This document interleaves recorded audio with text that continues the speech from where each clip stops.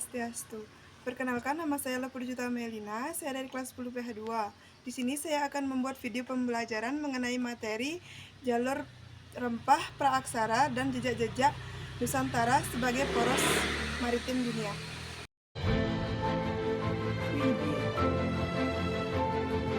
Prolog. Nenek moyang bangsa Indonesia sejak 4.500 tahun lalu meninggalkan warisan tak ternilai, yaitu jalur rempah. Nusantara sendiri menjadi titik nol dari semua tata niaga rempah dunia, mulai dari pala, cengkeh, dan cendana di bagian timur, hingga lada, merica, kemenyan, dan kapur barus di belahan barat. Selain itu, karena rempah-rempah Nusantara, dunia menikmati kemajuan teknologi pelayaran dan maritim dunia, yang melahirkan era penjelajahan samudra. Lebih dari itu, di setiap simpul jalur rempah terjadi perjumpaan lintas suku dan bangsa yang menghasilkan pertukaran budaya, agama, politik, ekonomi, dan kesenian. Dengan demikian, jalur rempah ikut mengubah peradaban dunia. A. Gambaran umum tentang jalur rempah. Jalur rempah atau Silk Road adalah jaringan perdagangan rempah yang menghubungkan dunia barat dan timur, dengan rute utama dari Nusantara ke Asia, Afrika, hingga Eropa, menempuh lebih dari 15.000 km. Rempah-rempah seperti lada, pala, kayu manis, dan cengkeh menjadi komoditas utama. Jalur ini merupakan jalur perdagangan tertua, sudah ada sejak 4.500 tahun lalu, bahkan sebelum jalur sutra.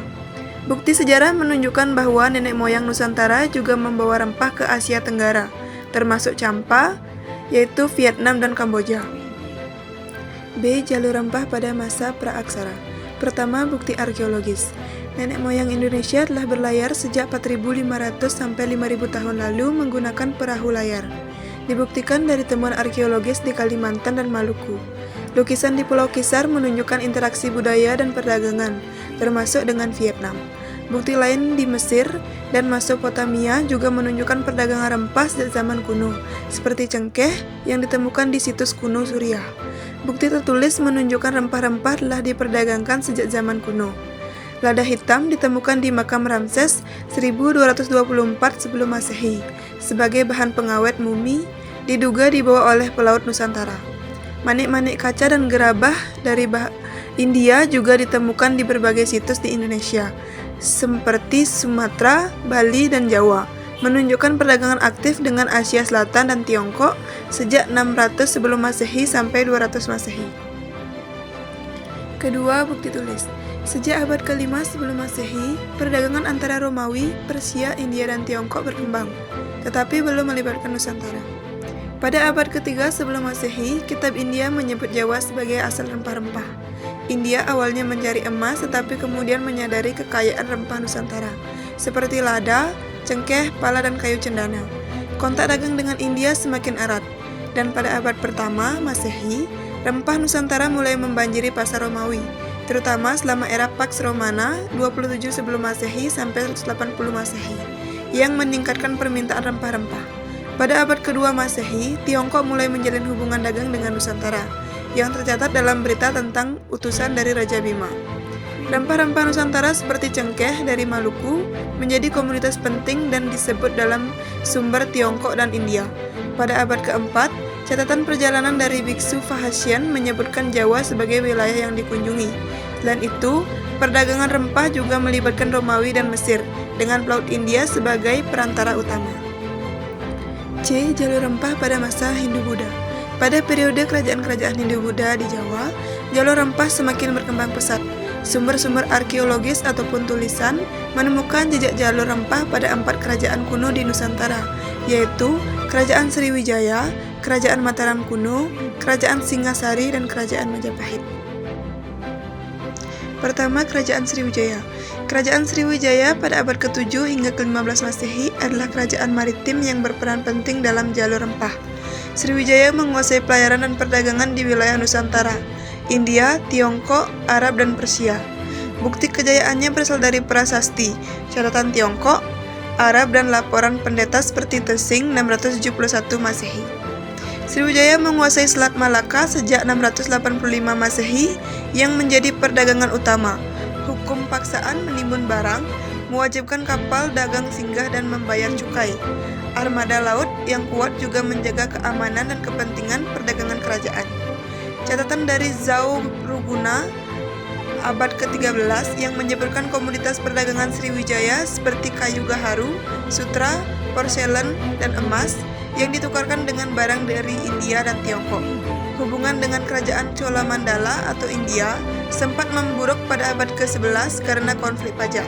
Sriwijaya juga menjadi pusat pembelajaran agama Buddha, menarik banyak biksu dari India dan Tiongkok, termasuk Tesing yang belajar di sana sebelum ke Nalanda. 2. Kerajaan Mataram kuno. Bukti utama jalur rempah pada masa kerajaan ini adalah relief-relief pada Candi Borobudur yang dibangun pada 770 sampai 825 Masehi pada masa pemerintahan Raja Semaragriwa dan Raja Semaratungga yang berkuasa pada 792 sampai 835 Masehi. Nusantara adalah ibu rempah yang diantara lain melahirkan jenis rempah raja seperti cengkeh, pala, dan cendana. Sementara itu, relief perahu kuno di Candi Borobudur atau perahu layar cadik membuktikan nenek moyang bangsa Indonesia adalah pelaut. Sejarawan J.I. Militer 1969 meyakini kapal yang berlayar di Laut Jawa pada abad ke-8 serupa dengan digambarkan di relief Borobudur. Kapal-kapal tersebut menjadi hubungan dagang hingga ke Afrika dengan menempuh rute Kepulauan Maladewa, Madagaskar, Capotawan, Acara, atau yang disebut dengan Cinnamon Road. 3. Kerajaan Singasari. Kerajaan Singasari mencapai kejayaan di bawah Kartanegara 1268 sampai 1292, menguasai wilayah Nusantara dan jalur perdagangan dari Selat Malaka hingga Kepulauan Maluku. Visi politiknya Cakrawala Mandala Dwipantara bertujuan menyatukan Nusantara. Singasari menjalin perdagangan dengan dinasti Yuan pada 1271 sampai 1368, mengekspor beras, emas, dan rempah-rempah, serta mengimpor sutra dan porselen dari Tiongkok. Perdagangan berlangsung melalui pelabuhan di Tuban, Gresik, dan Sedayu. Bukti hubungan dagang ditemukan dari kapal kargo Tiongkok yang tenggelam pada 1271 Masehi di pantai Hozu, mengangkut barang-barang medis seperti lada, kacang, areca, dan kayu gaharu. 4. Kerajaan Majapahit. Kerajaan Majapahit pada 1293 sampai 1527 mencapai puncak kejayaan pada masa Hayam Wuruk 1350 sampai 1389 dengan Mahapatih Gajah Mada yang bertekad menyatukan Nusantara melalui Sumpah Palapa. Majapahit menguasai perdagangan rempah dan jalur laut strategis. Majapahit memiliki angkatan laut kuat dan banyak pelabuhan dagang seperti Surabaya, Gresik, Tuban, dan Bali. Hubungan perdagangan internasional terjalin dengan Tiongkok, India, Persia, dan Arab. Ekspedisi Cheng Ho pada 1405 sampai 1433 menunjukkan pengaruh Majapahit yang masih kuat meskipun mulai melemah. Runtuhnya Majapahit disebabkan oleh konflik internal dan persaingan dengan Kesultanan Demak. Warisan Majapahit tetap berpengaruh dalam budaya, sistem pemerintahan, dan perdagangan di Nusantara.